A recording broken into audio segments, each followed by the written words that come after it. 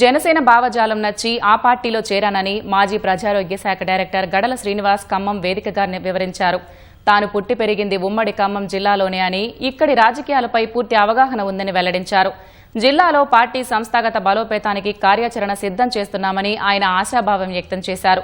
ఖమ్మం ఎంతో చైతన్యవంతమైన ప్రాంతమని, ఇక్కడ ప్రజలు విలక్షణమైన తీర్పులు ఇస్తారని విశ్వాసం వ్యక్తం చేశారు. దురదృష్టవశాత్తు అనుకున్నంత స్థాయిలో ఈ జిల్లాను కాంగ్రెస్ బీఆర్ఎస్ అభివృద్ధి చేయలేదని శ్రీనివాస్ ఆరోపించారు.